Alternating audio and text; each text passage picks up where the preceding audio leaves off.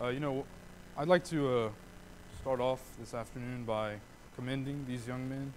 They're very enthusiastic about the roles that they perform in service, especially Blake. He's been making a considerable effort to better himself as a song leader in preparation for when his time comes to take up that role. So it's very encouraging to see these young men.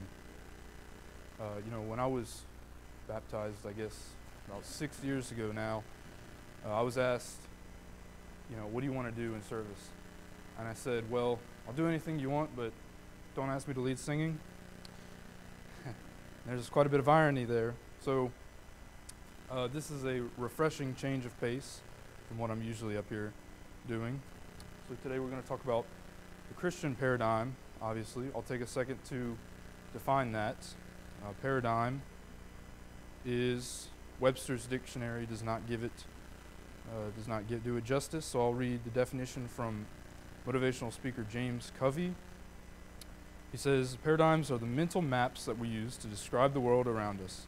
They are a lens that each of us use to understand everyone and everything. The key of a paradigm isn't as much in the true nature of a thing as much as our perception of the thing. They also deal with our views and our mental perspective due to the actions done around us. So a paradigm essentially is a perception that has been accepted as fact surrounding what's being observed. For example, sharks. Sharks are probably one of my favorite things that God put on the earth. I love sharks. But nobody likes sharks because, they're scary looking. And everybody watches, the movies. And I don't think anybody would be enthusiastic about getting into a pool with sharks. However, the odds of getting attacked by a shark, if you happen to encounter one, are 1 in 3,748,067. Why is this? Sharks are very docile animals. They eat large amounts and then they don't eat again for long periods. But the paradigm of sharks is that they're scary. So with that, we will look into some paradigms. I'll have a couple of symbols displayed up here. And the point of this exercise will be, what do I think of what's being displayed? What do others think of what is being displayed, and why? For example, first we have the universal restroom sign. Now some people might see this and think, oh good, a restroom, I can now get relief for my situation. Others, like myself, if you've ever had a job where cleaning the restrooms was your responsibility, you might not like that symbol right there. So, moving on from that, I have some more. Kind of push the envelope, but symbols I display, flags have become a very controversial topic in the American media. So here I've got two flags that have garnered quite a bit of discussion. I'll use the term loosely in the American media. For example, this top flag, among our demographic today, it's probably not going to be as popular because it's the LGBT, homosexual pride flag, and that's not a doctrine that is condoned by what we teach and the way we live our lives. But the room might be a little more split on our second flag here. As we see in the media, it's constantly debated over what this flag means, what this flag stands for. And the point of this exercise is to say that to each individual person, it's going to mean something else. What it means to the person sitting next to you might be negative, while you might think it positive, and vice versa. So with that, our final sign is a mirror.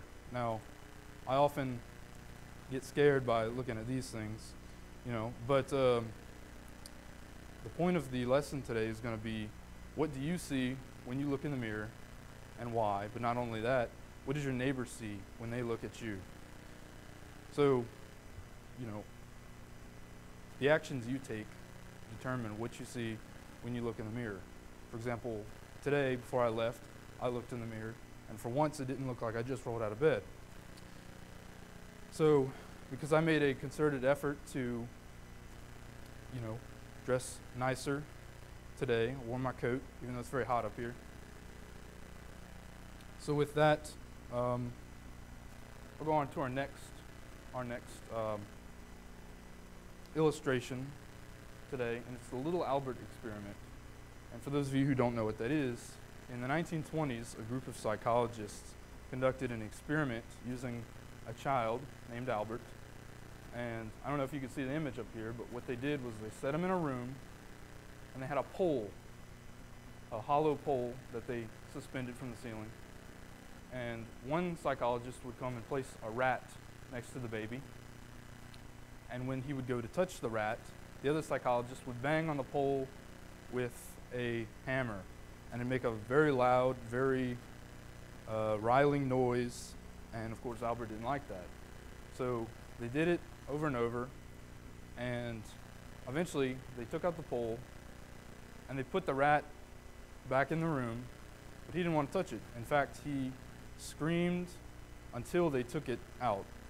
Now, he probably grew up completely scarred for life after this, but the point was he had been conditioned to acknowledge that this rat, by touching it, by maybe even being near it, he was going to find himself in an undesirable situation. So with that, one thing to think about this afternoon is how have we conditioned others to see us? So then there are three factors that I laid out for shaping our paradigms, and those are the things we say, the things we do, and the things with which we associate ourselves. So to preface this, being in the world, we've always been taught to be in the world and not of the world. Proverbs 29:25 says, "The fear of man lays a snare, but whoever trusts in the Lord is safe." So it's self-explanatory. It's dangerous to be concerned with what others think of you. However, 1 Peter 2:12 says, "Keep your conduct among the Gentiles honorable, so that when they speak against you as evildoers, they may see your good deeds and glorify God on the day of visitation." Now, to put some context behind this verse, Peter was writing this to the Jews, and he was saying, essentially, be on your best behavior around the Jews, because while they may not be, the friendliest of neighbors at times, you should still make yourself a desirable entity, so that, and I guess in our context we could say, so that people may be more receptive to what we have to say. So with that, we'll move on to the things that we say. Ephesians 4:29 says, "Let no corrupting talk out of your mouth, but only such as is good for building up, as fits the occasion, that it may give grace to those who hear." And Proverbs 15:4 says, "A gentle tongue is a tree of life, but perseverance in it breaks the spirit." And for further reading, James 3, but I won't read the entire book to you. I think one of the saddest things that I see regarding the state of Christianity is comment sections on Facebook. At times they can be very discouraging, because somebody posts something inflammatory and everybody has something to say, and a lot of times it's just chaos, because you've got denominationalists, you've got atheists, you've got members of the church, and oftentimes no one is handling themselves properly. So the things you say can, of course, do more harm than good. And words have power. You can shape somebody's entire day by the things you say. Our next point is the things we do. 1 Timothy 4:12 says, "Let no one despise you for your youth, but set the believers an example in speech and conduct and love, in faith and purity." So, first and foremost, our actions should be an example to the world. And following that, 1 Corinthians 11:1, "Be imitators of me as I am of Christ." So, we should be conducting ourselves in a manner that is like Christ, so as to avoid maybe saying or doing things that might upset someone or ruin your chances of bringing them to the light. Our next point is the things with which we associate. Verses proceeding at our 1 Corinthians 15:33. Do not be misled. Bad company corrupts good character. Proverbs 13:20. Whoever walks with the wise becomes wise, but the companion of fools will suffer harm. You know the saying, you lay down with dogs, you come up with fleas. It's a cliche. We've all heard it, but it's very prevalent in our social interactions. And whether you like to admit it or not, in any given interaction, one person usually influences the way the other acts or thinks or says. So with that, we need to be the ones that are dominantly changing other people, and it's our responsibility to ensure that we're changing them for the better. Proverbs 4:14-15 says, do not enter the path of the wicked, and do not walk in the way of evil. Avoid it, do not go on it, turn away from it, and pass on. Again, that goes back to being like Christ. If we exhume that type of behavior, the rest kind of takes care of itself. And the things with which we associate, that goes for not only people, but ideas too. We need to avoid ideologies and certain organizations that do not mesh well with the creed that we're living our lives by, the ideas with which we have laid the foundation for our lifestyle. So with that, as a man thinks, so he is, as Proverbs 4:8 says. Finally, brothers, whatever is true, whatever is honorable, whatever is just, whatever is pure, whatever is lovely, whatever is commendable, if there is any excellence, if there is anything worthy of praise, think about these things. So the things on our mind are the things that shape us. What you're thinking about right now, even in worship service, is how you are shaping your paradigm for today. If your mind is on Christ today, you're going to be like Christ. If your mind is on other things, those are the things that are going to take precedence, especially if they weigh more heavily than thoughts of Christ and what we're doing here today.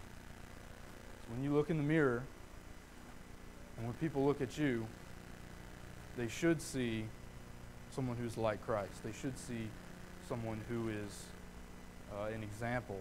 And even if they don't want to follow that example, we're still there to be followed. We've still planted the seeds. So with that, if you have not created a paradigm for others to look up to, if you have not created a self-paradigm that you are proud of, we're about to sing a song. Blake's about to come up and sing for us. If you need the prayers of the church, you can come forward and make those needs known at this time.